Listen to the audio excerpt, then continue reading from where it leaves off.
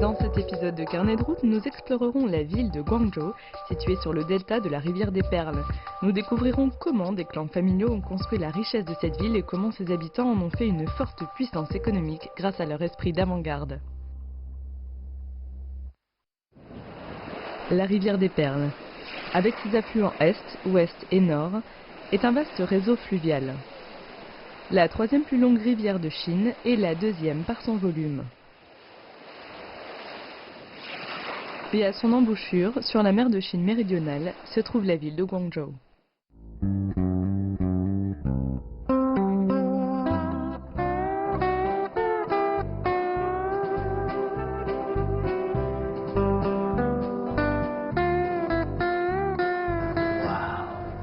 C'est de loin le meilleur panorama sur une ville que j'ai jamais vu.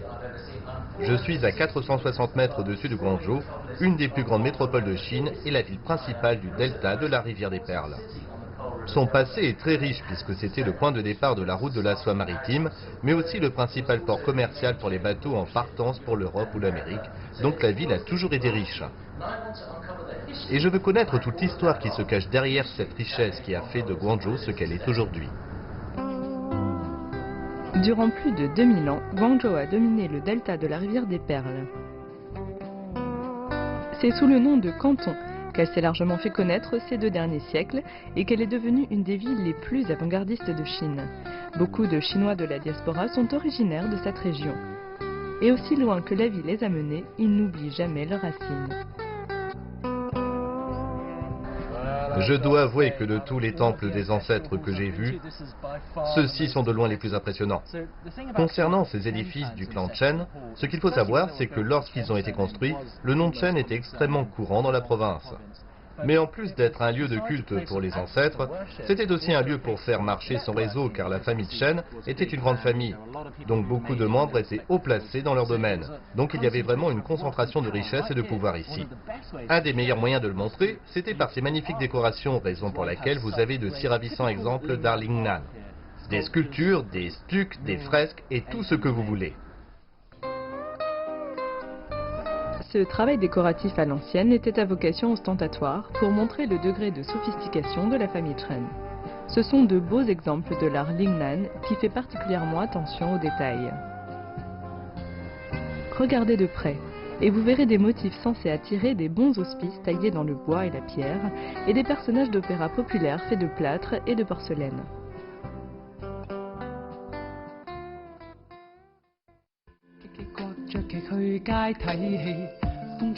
Pour en savoir plus sur les habitants bien nantis de Guangzhou, Tianlan s'est rendu à Xiguan. Situé entre le port et l'île de Shanmian, ce quartier fut celui des marchands de canton aux affaires les plus florissantes. Aujourd'hui, beaucoup d'habitations et de traditions ont résisté à l'épreuve du temps. Nous, les gens du Sud, on utilise des objets en cuivre depuis longtemps pour cuisiner le riz ou les soupes. Vous avez toujours travaillé avec le cuivre? Oui. Pendant combien de temps? Plus de 40 ans. C'est pas rien. En travaillant comme ça, je garde la forme.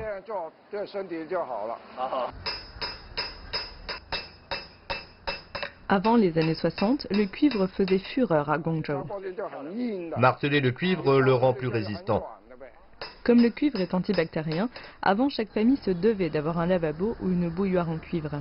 C'étaient des objets très prisés et transmis de génération en génération.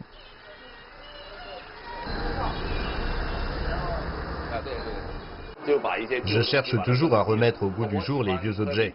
J'aime jouer au dé quand je bois de la bière, donc j'ai fait ça. Ces tuiles de mahjong sont en cuivre et pèsent 170 grammes chacune. C'est super lourd. J'en ai déjà une là dans ma main et j'ai l'impression qu'elle coule sous le poids de cette pièce. Regardez cette bouilloire. Comme elle est ancienne, elle ne fonctionne pas sur les plaques chauffantes. Donc j'ai ajouté une couche d'acier inoxydable à la base. Comme ça, vous pouvez la mettre sur une plaque. C'est un bon moyen de lui donner une seconde vie. En discutant avec ces 2 générations d'artisans, Tianlan comprend qu'ils ont chacun leur façon de voir l'avenir des affaires familiales. Su Yingming mise sur le e-commerce, mais son oncle préfère encore travailler dans l'enceinte de ce vieux bâtiment avec arcade. On n'a pas besoin de parapluie quand il pleut. On s'abrite sous les arcades et quand il fait chaud, ça nous procure de l'ombre. En été, les gens font souvent la sieste ici.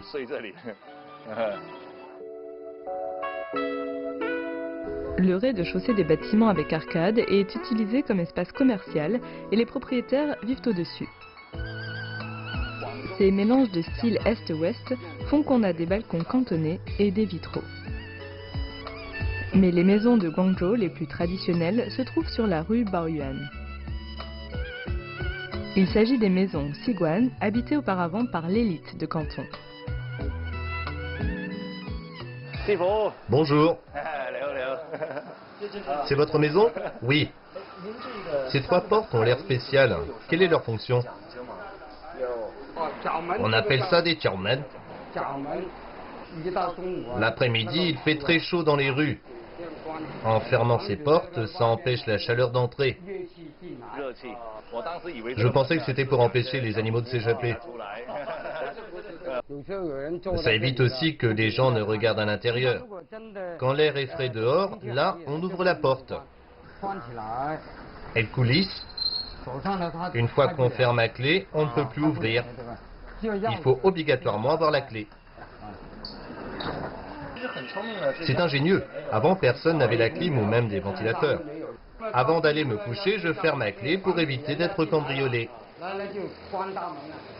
Je vais devoir vous laisser, ce dispositif est super intéressant. Il y a 3 portes en tout.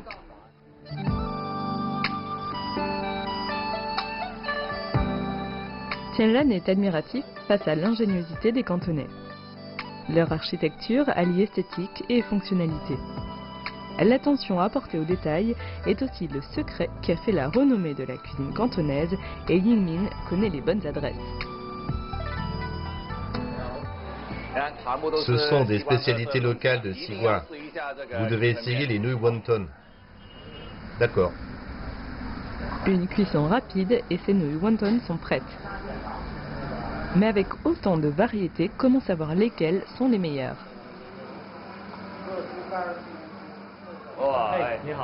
Merci. Goûtez au bouillon d'abord. C'est super bon.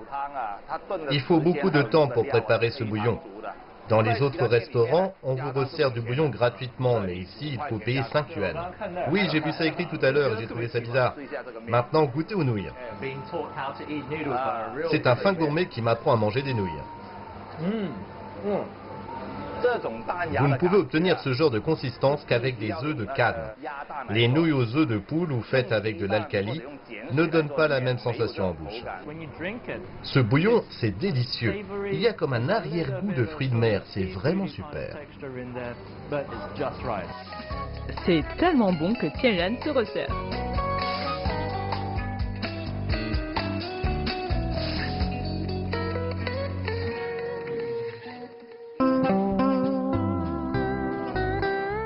À suivre, nous explorerons l'île de Shamian de Guangzhou et découvrirons comment l'Occident a commercé avec la Chine impériale. Ensuite, nous aurons un aperçu sur la vie des premiers émigrés cantonais.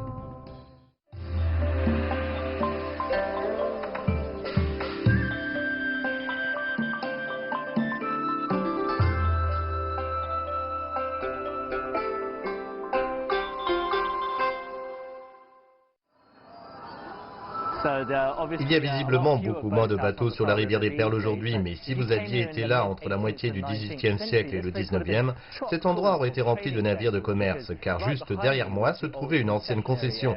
Et si vous étiez un marchand étranger, c'était vraiment un des premiers aperçus que vous aviez de la Chine. Et aujourd'hui, j'ai trouvé des résidents étrangers qui me font visiter le coin.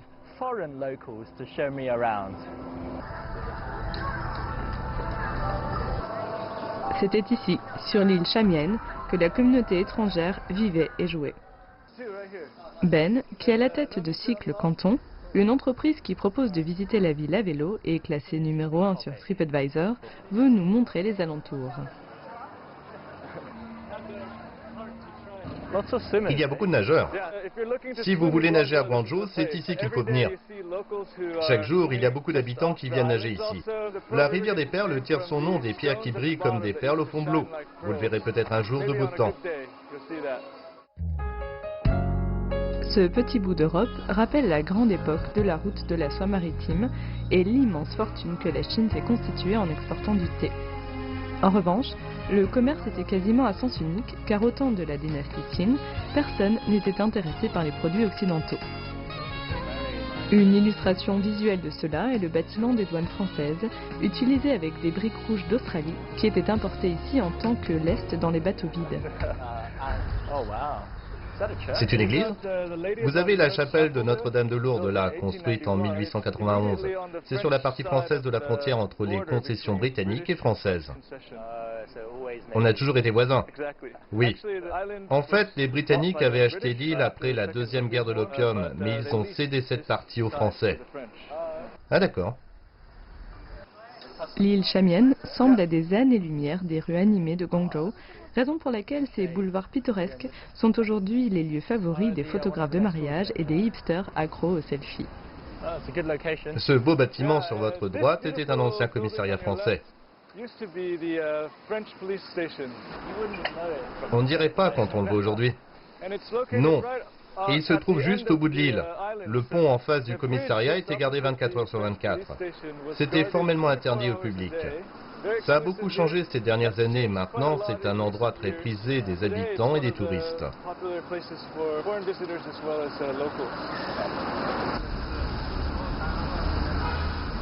Avant l'île de Shamian, les marchands étrangers travaillaient depuis un endroit connu sous le nom des 13 usines. Elles ont malheureusement été réduites en cendres pendant les guerres de l'opium. On y trouve à la place un musée. Quelles étaient ces 13 usines? C'était en fait des maisons construites par des marchands chinois, mais qui ont été louées à des étrangers qui s'en servaient de bureaux ou bien alors d'entrepôts. Pourquoi étaient-elles dans cette partie de la ville? Parce que le gouvernement des Qing voulait réduire le commerce ici à Canton. Et ils ont choisi un endroit dans la partie ouest de la ville. Donc on peut dire que tous les marchands étrangers qui voulaient venir en Chine se trouvaient ici. C'est ça. Le volume des échanges commerciaux devait être énorme. À cette époque-là, Canton était une des capitales mondiales de la mode. Vous pouviez aussi trouver des choses très prisées en Occident comme les objets laqués, de l'ivoire et bien sûr de la porcelaine. Les douanes devaient donc établir des procédés qui nécessitaient un peu plus de communication.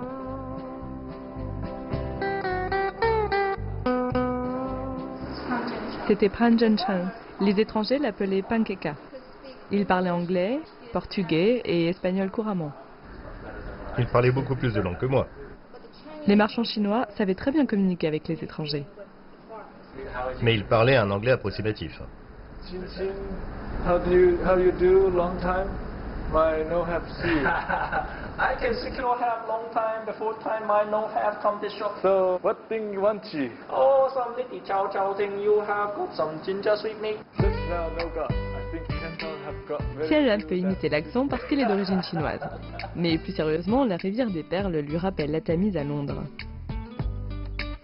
Les deux rivières coulent au milieu de la ville et de ce fait, en ont fait une capitale commerciale dans leurs empires respectifs.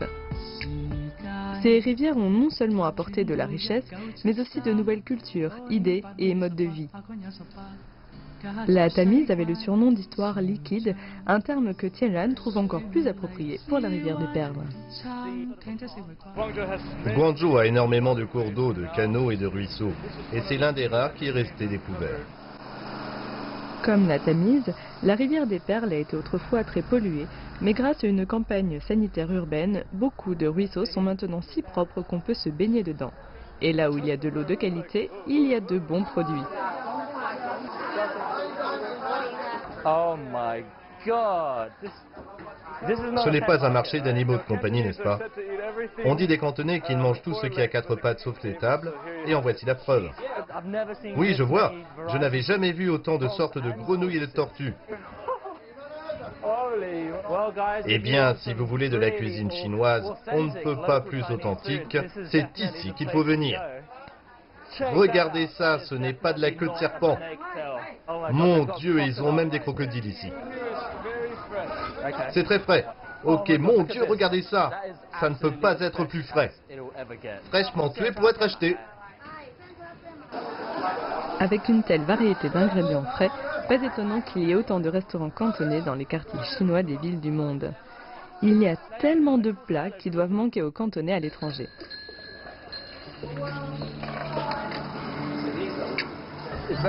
Ça ressemble beaucoup aux ruelles de Pékin. Ben emmène Tianlan loin des sentiers battus. Avec 13 millions d'habitants, soit plus que la population grecque, l'espace est rare à Guangzhou. Raison pour laquelle on a ces allées et ces buildings étroits. Et contrairement à ce que vous pensez, ils coûtent une fortune. On a l'impression d'être dans la maison de quelqu'un. Oui, en fait, il y a 5 maisons ici. Vers la fin de la dynastie Qing, beaucoup de familles chinoises de Guangzhou ont quitté la Chine. Dans les années 20, avec le nouveau gouvernement, elles ont décidé de revenir au pays et ont contribué à la construction du pays. Ils avaient 9 enfants, 4 filles et 5 fils. C'est une grande famille. Et les 5 maisons étaient construites pour leurs fils. Chine moderne, mais vieille tradition. C'est ça.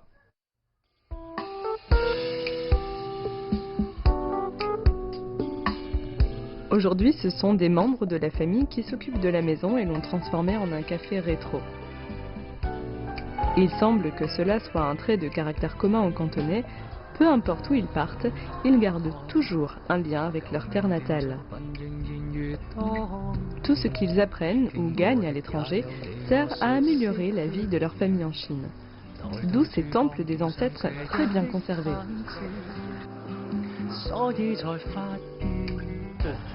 Totalement inattendu, c'est comme une oasis dans la ville et complètement cachée, n'est-ce pas?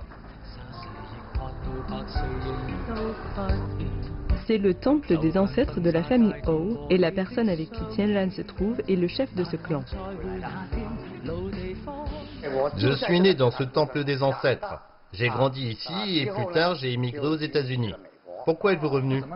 Pendant que je vivais aux États-Unis, j'ai vu dans un journal des Chinois d'outre-mer qu'un ancien temple des ancêtres allait être transformé en restaurant. Et quand j'ai réalisé que c'était l'endroit où je suis né, je me suis dit qu'il fallait que je revienne. Depuis, M. Hou a collecté des archives et des dons de la famille Hou à travers le monde pour préserver ce temple. Comme la piété familiale est profondément ancrée dans la culture chinoise, la famille n'a pas hésité à mettre la main au portefeuille. J'ai vu le carnet de compte tout à l'heure et tout a été scrupuleusement noté. Ça montre le niveau d'exigence des familles chinoises.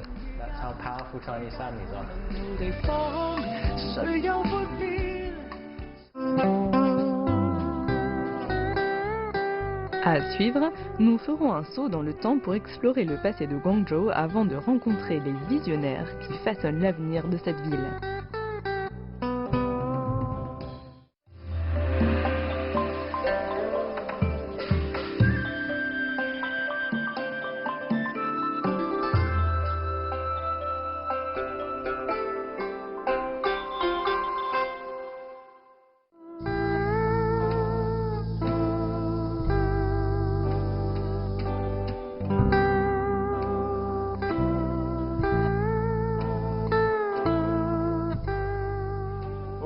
On ne dirait pas en voyant ça aujourd'hui, mais pendant environ 80 ans à partir de la moitié du XVIIIe siècle, le port Huangpu, que nous voyons ici, était sûrement un des ports les plus fréquentés de Chine. En fait, c'était le seul port international accessible aux Amériques et à l'Europe. Si vous étiez marin, ça aurait été l'endroit où vous auriez déchargé votre cargaison qui aurait ensuite été acheminée vers les 13 usines. Cet endroit aurait été aussi le premier où vous auriez posé les pieds sur le sol chinois. Ce port était si important qu'il représentait 80 à 90% des revenus douaniers du delta de la rivière des Perles, ce qui en faisait un des endroits les plus riches en Chine. Il ne reste pas grand-chose de cet ancien port, mais rien que le nombre de temples des ancêtres que l'on voit est un bon indice de la taille qu'il pouvait avoir. Comme nous l'avons vu, quand les affaires marchaient bien, il faisait construire un temple des ancêtres. Et plus il était beau, mieux vous aviez réussi. C'était le Manhattan de Canton, et son quartier des affaires, là où les gens riches venaient pour se montrer.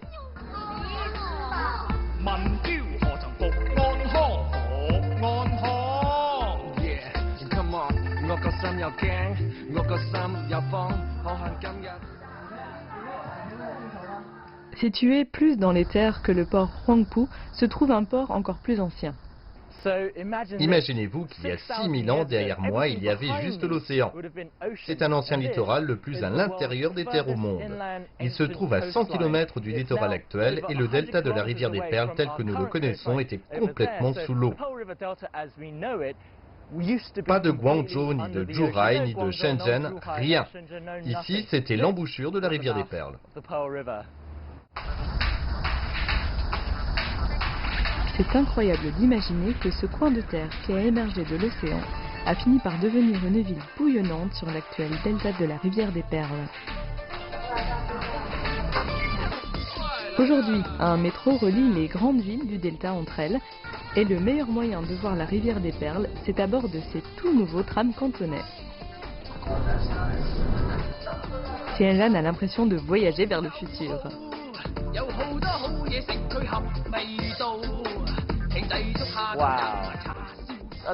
Je vis à Beijing, dont je suis habitué au gratte-ciel, mais celui-ci est assez spécial. Nous avons marché dans les vieux quartiers de Guangzhou où se trouvent beaucoup d'édifices de la dynastie Qing et de vieilles portes en bois. Et c'est un agréable changement de rythme.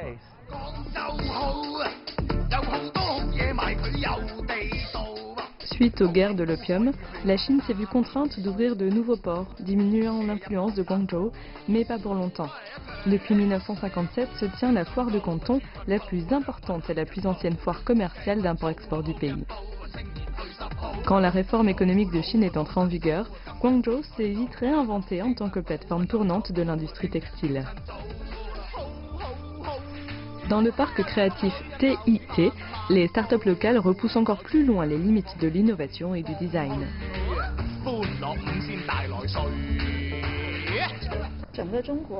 Dans les cercles de la mode en Chine, Shenzhen et Guangzhou mènent la danse. On peut dire que l'industrie textile de Guangzhou a commencé avec les 13 usines. C'était une plateforme extrêmement importante pour l'import-export en Chine. Grâce à ces bases solides, nous étions mieux préparés pour créer des marques originales de designers. Grâce à ces deux facteurs, Guangzhou est en tête de proue dans l'industrie textile du pays. Mais il n'y a pas que le textile à Guangzhou. Guangzhou a toujours été la ville la plus ouverte d'esprit de Chine. La culture populaire est profondément ancrée ici. Les gens sont tolérants et ont accès à de nombreuses ressources. C'est aussi très terre à terre, c'est pour ça qu'on vise à incuber des startups liées à la vie de tous les jours. Et bien sûr, là où il y a des startups, il y a des espaces de travail partagés pour répondre à leurs besoins. On dirait qu'il y a des bureaux de toutes les tailles à louer. Oui, vous pouvez louer une table de bureau ou un espace selon vos besoins. C'est un environnement de travail dynamique avec des périodes de location flexibles. Le partage d'espace n'est pas nouveau et la Chine a attrapé la fièvre des startups. Les jeunes dans la vingtaine quittent des emplois stables dans l'espoir de monter la prochaine grande entreprise. Et qui sait, peut-être que le prochain mania de la technologie viendra de ce bureau. Aujourd'hui, le plus grand succès de ce parc créatif est l'application WeChat. Le 21 janvier 2011, on a lancé WeChat et le 29 mars 2012, on avait 100 millions d'utilisateurs. Au total, ça nous a pris 433 jours. Aujourd'hui, on en est à 900 millions d'utilisateurs quotidiens. C'est une des applications les plus utilisées du monde. Quand vous vivez en Chine, vous utilisez WeChat. Pas toujours, mais c'est le résultat de beaucoup de travail. WeChat est bien plus qu'une application de messagerie. C'est Facebook, WhatsApp, Instagram et Apple Pay tout en un. Ça a complètement changé le mode de vie, de travail et de consommation en Chine. Et pour le prouver, Franck m'emmène voir ça autour d'un dim sum. C'est une tarte au saumon. Ah bon? Je n'en ai jamais mangé.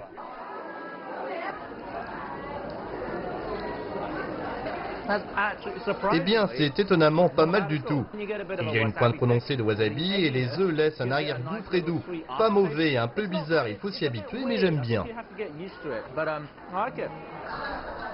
Et ils ont bien évidemment commandé des raviolis aux crevettes. Ceux-ci sont très fermes. Dans d'autres restaurants, parfois ils s'ouvrent, mais pas ceux-là. Vous savez ce que j'ai remarqué, les Cantonais sont des fins gourmets, peu importe votre milieu professionnel, si vous venez à Guangzhou, vous devez apprendre à connaître la bonne cuisine. Et on ne déguste pas des dim sum tout seul. Ces brunchs, faits de délicieuses petites portions de la taille d'amuse-bouche, se savourent en discutant en famille et entre amis. Franck dit à Tianran que 93% des gens qui vivent dans les villes chinoises majeures comme Beijing, Shanghai et Guangzhou utilisent WeChat, y compris pour payer, ce qui a révolutionné la façon de dépenser son argent en Chine. Et Tianran est tout à fait d'accord.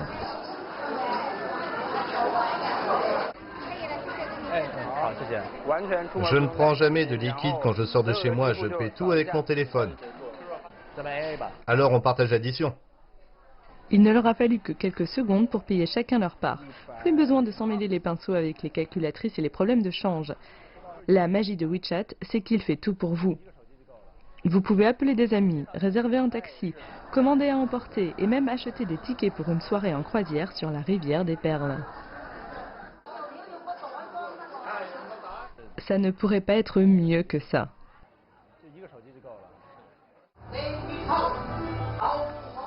Tous à bord, le spectacle de ce soir promet d'être un peu différent.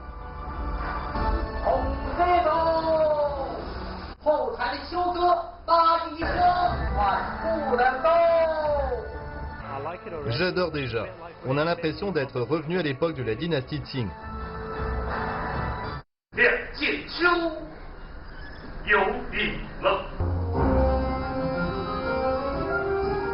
Apparemment, ce spectacle raconte l'histoire d'un acteur d'opéra cantonais.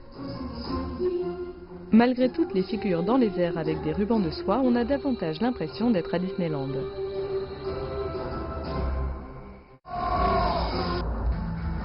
Et Tianran est loin de s'en plaindre. Il trouve ça plutôt amusant.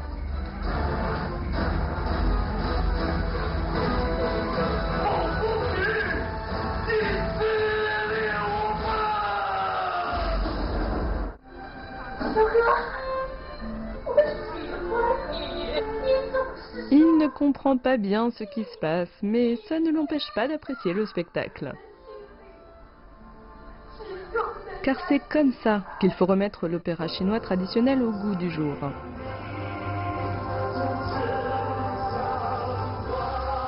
C'est l'opéra cantonais 2.0. Tianran adore.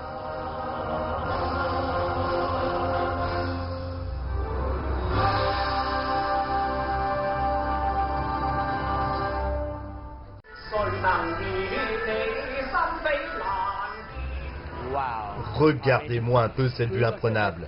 Je suis si heureux de vivre à cette époque. Il y a une centaine d'années auparavant, la rivière des Perles devait être tout aussi impressionnante.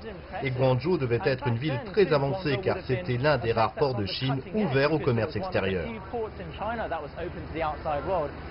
Je trouve que Guangzhou est un monstre intéressant, c'est chaotique, animé, traditionnel mais toujours changeant. C'est vraiment ça la quintessence de cette ville. Elle est toujours en évolution, toujours à la pointe et la rivière des Perles y est vraiment pour quelque chose.